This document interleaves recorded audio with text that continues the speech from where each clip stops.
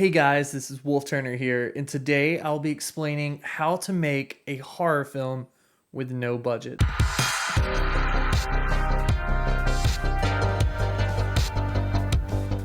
Obviously, it would be better to shoot a movie if you already have a budget or if you already have the equipment, but you don't always need those things. Today, I'll be explaining a little bit on how I usually never have any money spent on a film. I've went to a lot of film festivals, and the main thing about making a movie is not about who has the best camera, how good the quality is. It's about this story, and that's very important. It's not what you're shooting with, but what you're shooting. When starting off, you have to have a great idea. You want to have a twist. You want to have a beginning, middle, and end. And the reason why that's so important is because you want the audience to think afterwards. You want them to feel something when they watch this. Let's say when you do a short film, you have a small window of opportunity. You don't have time to go into characters. You don't have a lot of time to explain where you're at, what the situation is. One of my favorite short films is about a little girl who says, "Mommy, there's a monster under my bed."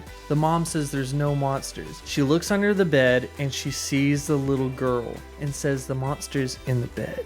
You don't have to know the characters. You don't have to know where they're at. You don't have to explain anything. You just need a good twist. And that's why writing is so important. Another thing about writing, if you want to be on a low budget or no budget, try to write more about the character, explain things by not talking, by using their facial expressions. If you write a script with no dialogue, you already cut out so much time, so much effort. You don't have to hire an audio engineer. You don't have to have someone holding the boom mic. It's a lot easier if you can write a script with no dialogue but still explain everything you need. Then the next step after you have a script is you need actors. The best thing you can do is use your friends. Let's say none of your friends are actors. That's okay. You can also use Backstage. Backstage is a fantastic website that I use all the time, and a lot of actors just want to get stuff for their reel. They want to be able to get some recognition, work on their IMDb, and they're absolutely down to work on a project for free. It's like they're helping you out and you're helping them out. It's a fun process. You explain to them, hey, we don't have a budget for this. It's gonna be a lot of fun, and they'll usually be down for it. Backstage is fantastic where you can get them to send auditions, you can get them to read scripts. Another very important thing is music. And there's a lot of free music out there. You can watch so many movies, even a horror movie, you put comedy music in it, not even scary anymore. In the most romantic movie of the year. Oh, Clarice, your problem is you need to get more fun out of life. The Silence of the Lambs.